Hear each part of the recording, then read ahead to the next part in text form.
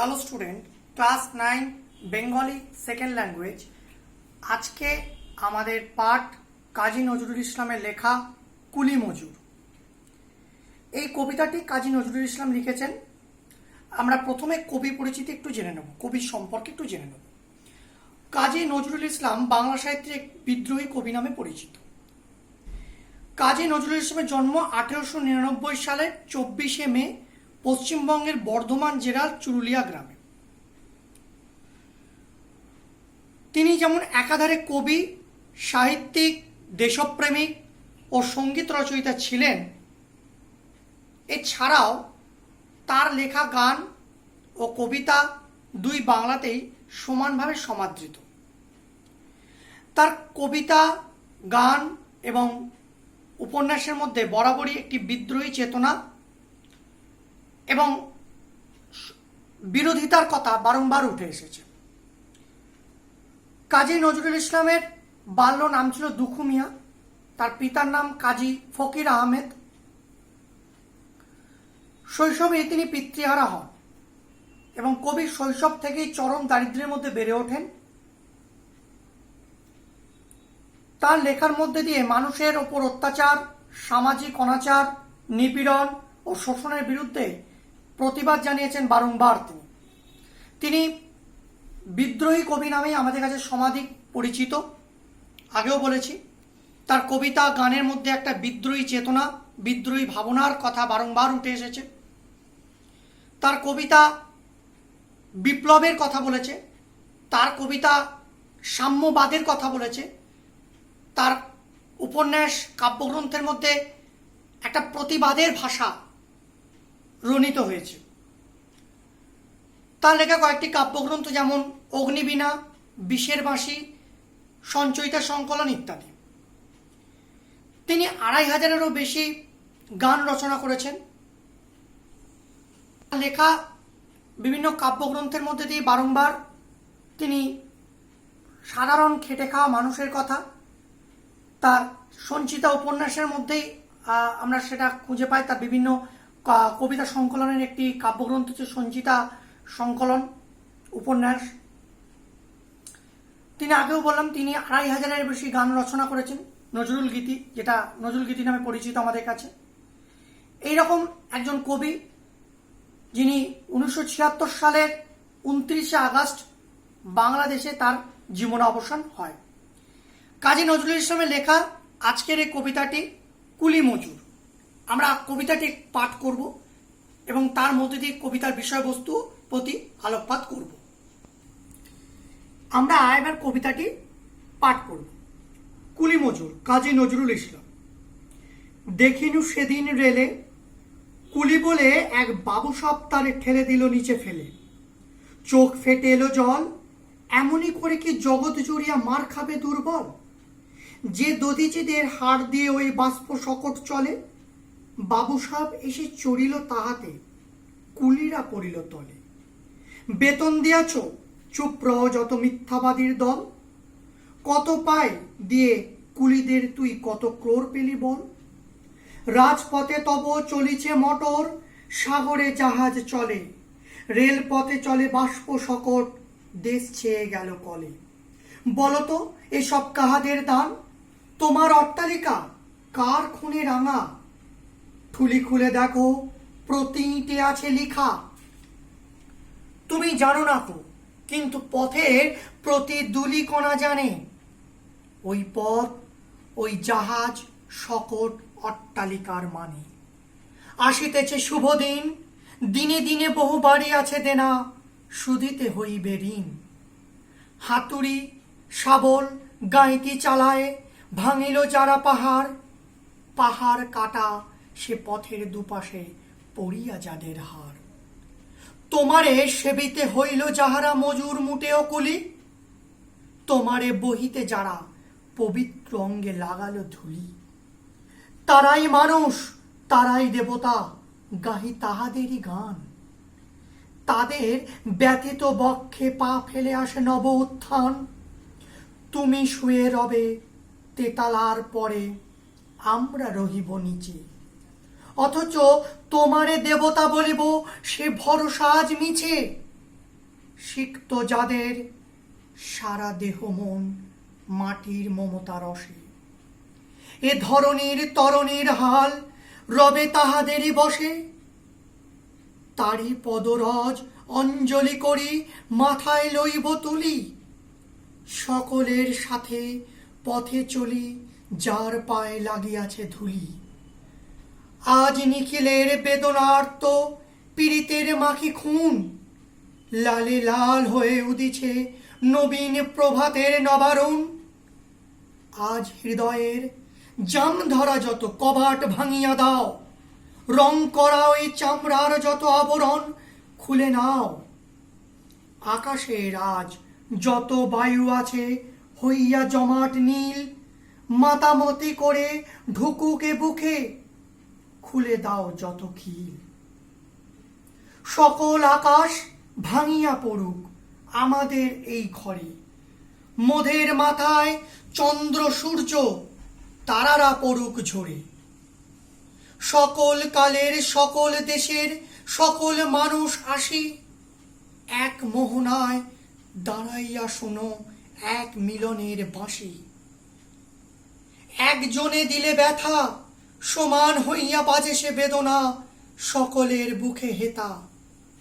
একের অসম্মান নিখিল মানব জাতির লজ্জা সকলের অপমান। মহামানবের মহাবেদনার আজি মহা উত্থান, ঊর্ধ্বে হাসিছে ভগবান নিচে কাঁপিতেছে শয়তান। কবিতাটি আমরা পাঠ করলাম। এবার কবিতার বিষয়বস্তুর আমরা একটু আলোচনা করব। কবিতার বিষয়বস্তুর ক্ষেত্রে কাজী নজরুল ইসলাম এই কবিতাটির মধ্যে দিয়ে খেটে খাওয়া শ্রমজীবী মানুষ যারা কুলি মজুর তাদের কথাই এখানে তুলে ধরেছেন। তাদের প্রতিদিনের সংগ্রাম, তাদের প্রতি সমাজের উঁচুতলার মানুষের কি দৃষ্টিভঙ্গি, তারা তাদেরকে কিভাবে দেখে, তাদের প্রতি তাদের কতটা মানবিক বোধ রয়েছে তা নিয়ে কবি এখানে একটি চিত্র তুলে ধরেছেন এই কবিতার মধ্যে দিয়ে। কবিতার ক্ষেত্রে কবি বলছেন যে সমাজের নিপীড়িত শোষিত মানুষের জয়গানি গেয়েছেন কবি এখানে, তারই প্রমাণে কুলিমজুর কবিতাটি। এবং আমরা দেখছি যে কবি এক অহংকারী বাবু সাহেবকে দেখেছেন, যিনি একজন কুলিকে রেলের কামরা থেকে ঠেলে ফেলে দিচ্ছে। এই করুণ দৃশ্যে কবির জল ভরে এসেছে চোখে। কবি প্রশ্ন তুলেছেন, এভাবে কি সমগ্র পৃথিবী জুড়ে দুর্বলেরা চিরকাল মার খাবে? পুরাণের দধিচি মুনি কঠিন অস্থির মতো যে শ্রমজীবী মানুষের শ্রম, যাদের সাহায্যে আজকের এই রেলগাড়ি, যেটাকে বাষ্প শকট বলা হয়েছে, রেলগাড়ি চলছে, তারা কি চিরকাল অত্যাচারিত হবে? ধনীর দল রেলগাড়িতে চড়বে আর দরিদ্র কুলিরা এই তাদের নিচে পড়ে থাকবে? এটা কি সভ্যতার নিয়ম?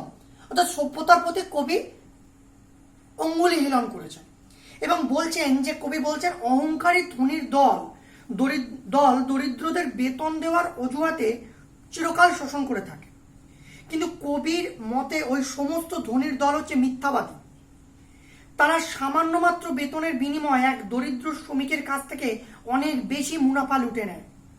রাজপথে যে মোটর গাড়ি চলে, সাগরে যে জাহাজ চলে, রেলপথে যে ইঞ্জিন চলে, সারা দেশ জুড়ে যে কলকারখানা চলে, এই সব কিছুকেই সচল রাখে এই শ্রমজীবী মানুষ তাদের শ্রম দিয়ে।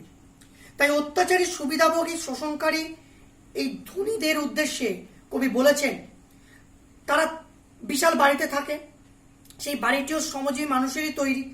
তাদের বাড়ির প্রতিটি ইটে সেই শ্রমজীবী মানুষগুলির কথাই লেখা আছে। কবি বলেছেন শ্রমজীবী মানুষের এই অবদানের কথা অহংকারী ধনীরা না জানলেও পথের প্রত্যেকটি ধূলিকণা তা জানে। তাই কবি আশাবাদ, তিনি জানেন এই পৃথিবীতে একদিন শুভ দিন আসবেই। সমাজের ধনী মানুষদের অত্যাচারের বোঝা দিনের পর দিন যেভাবে বেড়ে চলেছে, তাদের ঋণ শোধ করার সময় আসছে। এই সমাজকে গড়ে তুলতে যারা হাতুড়ি, শাবল ইত্যাদি নিয়ে হাড় ভাঙা খাটুনি খেটেছে, যারা পাহাড় কেটে রাস্তা তৈরি করেছে, যারা সমাজের ভার বহন করেছে, তা করার জন্য তাদের গায়ে ধুলো মেখেছে, তারাই হলো নরনারায়ণ, তারাই হচ্ছে দেবতা। কবি তাদেরই জয়গান গান, কারণ তাদের ব্যতীত বুকে পা দিয়ে নতুন যুগের উত্থান ঘটবে। কবির এটাই অভিমত। কবির মতে যারা মাটির কাছাকাছি থাকে তাদের দেহ মাটির মমতা রসে সিক্ত। আজ তাদের হাতেই থাকবে এই পৃথিবীর ভবিষ্যতের দায়িত্ব। কবি এই সমস্ত শ্রমজীবী মানুষের পায়ে অঞ্জলি নিবেদন করে তাদের মাথায় তুলে নিতে চেয়েছেন। কবির মতে যেভাবে নতুন দিনের সূচনা হয় সেইভাবেই রক্তিম সূর্যের মধ্যে দিয়ে, মানুষের লাল রক্তের মধ্যে দিয়ে নতুন যুগের। কবি কি বলছেন, তারপর কি বলছেন? কবি বলছেন এই কারণেই কবি বারংবার আহ্বান করেছেন সমস্ত বিভেদের প্রাচীর যেন ভেঙে ফেলা হয়। সমগ্র আকাশ আজ আমাদের মাথার উপর ভেঙে পড়ুক, মাথার উপরে সূর্য চন্দ্র ফুল হয়ে ঝরে পড়ুক, পারস্পরিক বিভেদের প্রাচীর যাক টুটে, অর্থাৎ ভেঙে যাক, সকল দেশের মানুষ সমস্ত বিভেদ ভুলে ঐক্যবদ্ধ হোক। কবি আরও চেয়েছেন সকলের মধ্যে এমন ঐক্যের সৃষ্টি হোক যাতে একজনকে ব্যথা দিলে অন্যেরাও ব্যথা অনুভব করে। একজনের অসম্মান যেন সকলকে অসম্মান বলে বিবেচিত হয়।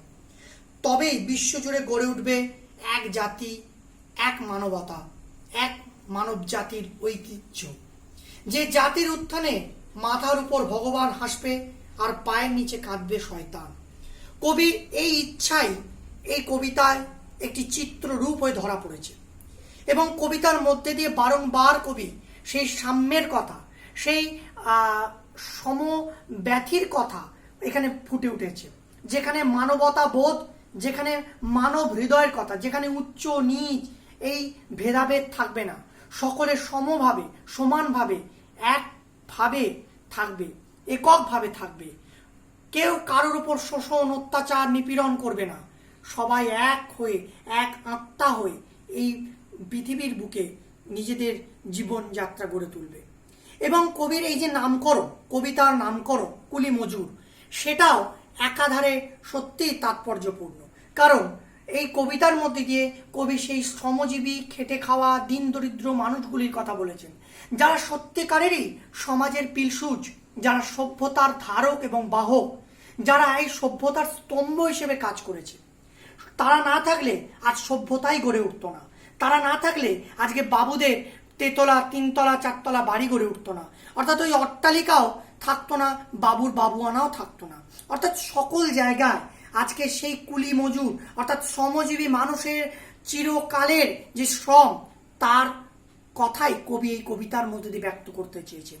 তাই কবিতার নামকরণে কুলি মজুর এই নামটি যথার্থভাবে সার্থক এবং এই নামকরণের মধ্যে দিয়ে কবি সেই সাম্যের কথা, সেই আবারও বলছি সেই সাম্যের কথা, সেই সমভাবের কথা তুলে ধরেছেন এবং তাদের যে সংগ্রাম, কুলি মজুরদের যে প্রতিদিনের সংগ্রাম, তার একটা চিত্র এখানে পরিষ্কারভাবে ফুটে উঠেছে। তার মধ্যে দিয়ে বলা যেতে পারে এই নামকরণটি কাজী নজরুল ইসলামের দেওয়া যথার্থ একটি সার্থক নামকরণ হয়েছে এই কবিতার জন্য এবং কবিতার প্রেক্ষাপট, কবিতার বিষয়বস্তুর আঙ্গিকে যথার্থ একটি সার্বিক জনপ্রিয় কবিতা হয়ে উঠেছে এই কুলি মজুর কবিতাটি। আমরা লেখক কবি পরিচিতি, কবিতা পাঠ এবং কবিতার বিষয়বস্তু এবং তার নামকরণ আলোচনা করলাম। আমাদের এই নামকরণ আলোচনার পরে আমরা দেখছি কবিতার মধ্যস্থ কিছু শব্দার্থ আছে। কিছু শব্দার্থ আমরা এখানে লিখছি, তোমরা লিখে নিতে পারো সেই শব্দার্থগুলি।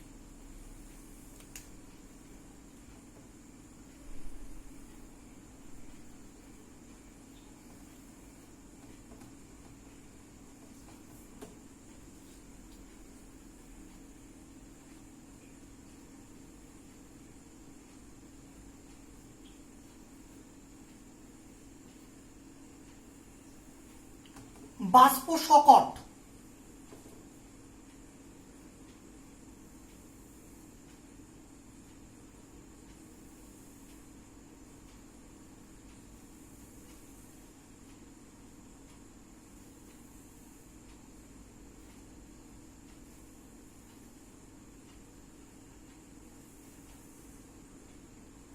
বাষ্প চালিত ইঞ্জিন,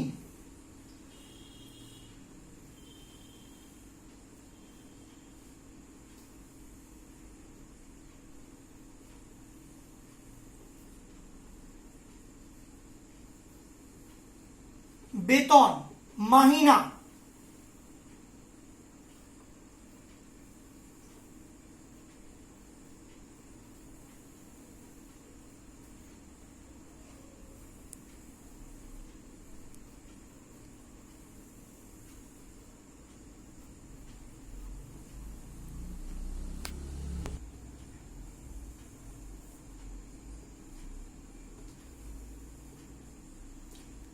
অট্টালিকা, বিশাল প্রাসাদ।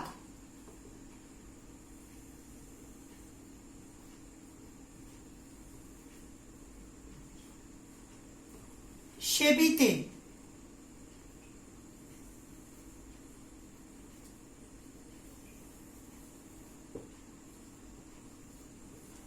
সেবা করতে।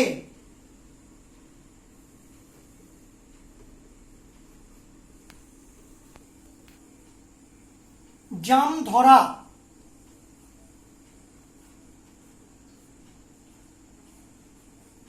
অচল, জাম ধরা মানে অচল।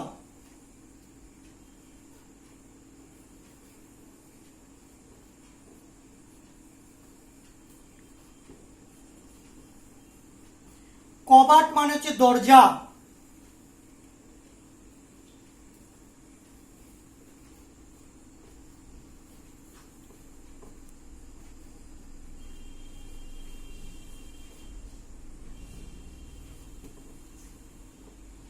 সুদিতে মানে শোধ করা।